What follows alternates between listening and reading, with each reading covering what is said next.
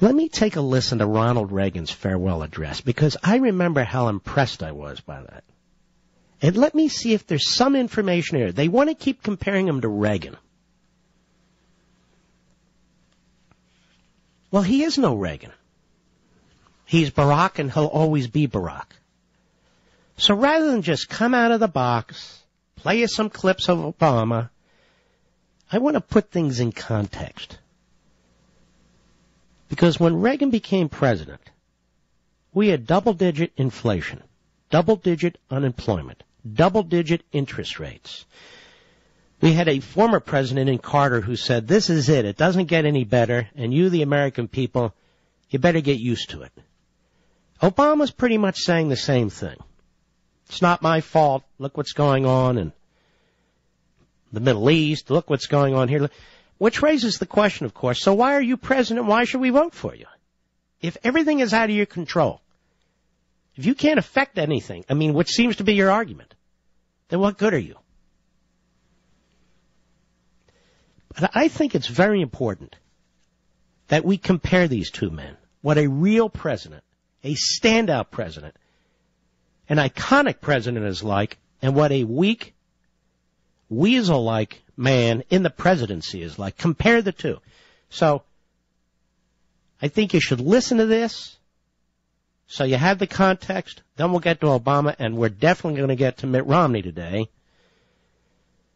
Because I have to say, I've been very critical of the man, his lack of passion, his lack of substance on conservative issues, his lack of steadfastness on some issues. Well, he was very solid today. One day doesn't make a campaign, but it one day can change a campaign. January 11th, 1989. First clip during Ronald Reagan's farewell address. Listen to this. It's crucial. Cut 8, go. They called it the Reagan Revolution. Well, I'll accept that. But for me, it always seemed more like the great rediscovery. A rediscovery of our values and our common sense.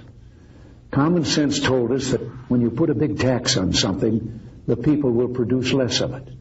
So we cut the people's tax rates, and the people produced more than ever before. The economy bloomed like a plant that had been cut back and could now grow quicker and stronger. Our economic program brought about the longest peacetime expansion in our history. Real family income up, the poverty rate down, entrepreneurship booming, and an explosion in research and new technology. We're exporting more now than ever because American industry became more competitive. And at the same time, we summoned the national will to knock down protectionist walls abroad instead of erecting them at home.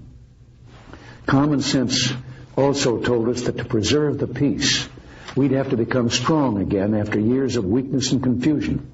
So we rebuilt our defenses. And this new year, we toasted the new peacefulness around the globe. Not only have the superpowers actually begun to reduce their stockpiles of nuclear weapons, and hope for even more progress is bright, but the regional conflicts that rack the globe are also beginning to cease. The Persian Gulf is no longer a war zone. The Soviets are leaving Afghanistan. The Vietnamese are preparing to pull out of Cambodia. And an American-mediated accord will soon send 50,000 Cuban troops home from Angola. The lesson of all this was, of course, that because we're a great nation, our challenges seem complex. It will always be this way. But as long as we remember our first principles and believe in ourselves, the future will always be ours. And something else we learned. Once you begin a great movement, there's no telling where it'll end. We meant to change a nation, and instead, we changed a world. Countries across the globe are turning to free markets and free speech, and turning away from the ideologies of the past. For them, the great rediscovery of the 1980s has been that, lo and behold, the moral way of government is the practical way of government. Democracy, the profoundly good, is also the profoundly productive. You will never hear words like this from Barack Obama. Never. We will never experience an economic explosion of growth and prosperity and jobs and business creation and entrepreneurship like we experienced then.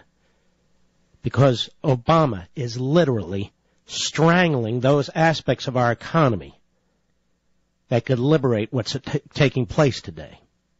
He just doesn't believe in the system.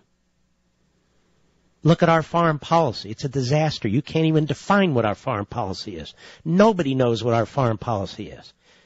And even for some of my Tea Party friends, you notice Reagan's emphasis on the military.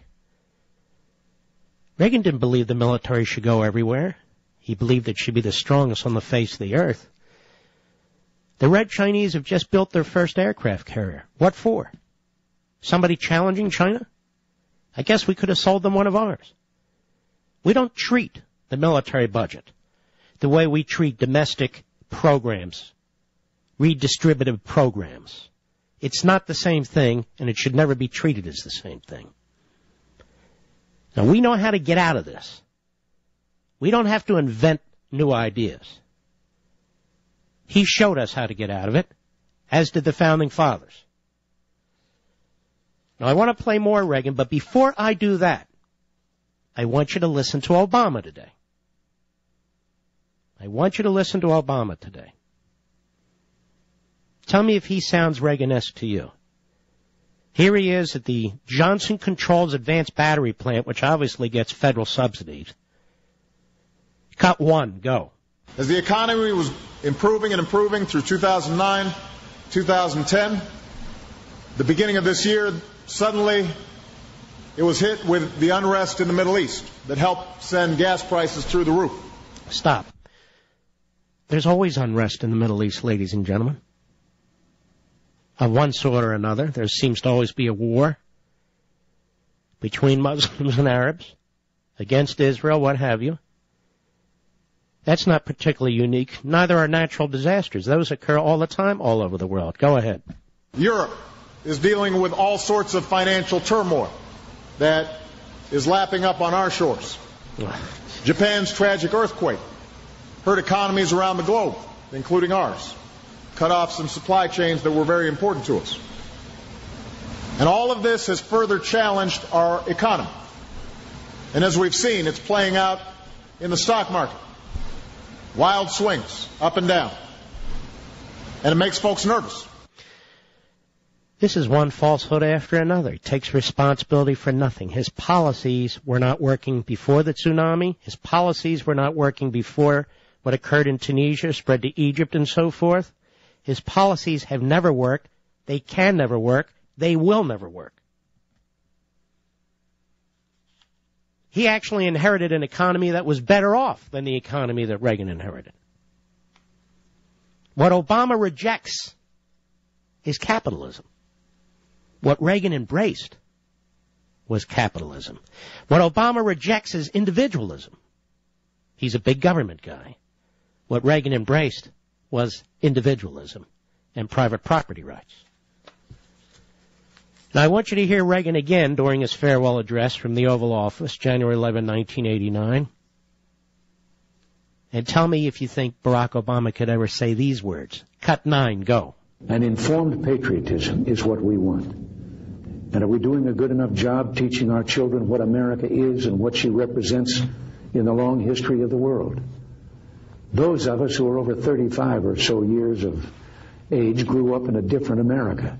We were taught very directly what it means to be an American. And we absorbed almost in the air a love of country and an appreciation of its institutions. If you didn't get these things from your family, you got them from the neighborhood, from the father down the street who fought in Korea, or the family who lost someone at Anzio. Or you could get a sense of patriotism from school. And if all else failed, you could get a sense of patriotism from the popular culture. The movies celebrated democratic values and implicitly reinforced the idea that America was special. TV was like that, too, through the mid-'60s. But now we're about to enter the 90s, and some things have changed. Younger parents aren't sure that an unambivalent appreciation of America is the right thing to teach modern children. And as for those who create the popular culture, well-grounded patriotism is no longer the style. Our spirit is back, but we haven't reinstitutionalized it. We've got to do a better job of getting across that America is freedom. Freedom of speech, freedom of religion, freedom of enterprise, and freedom is special and rare. It's fragile. It needs production. So we've got to teach history based not on what's in fashion, but what's important.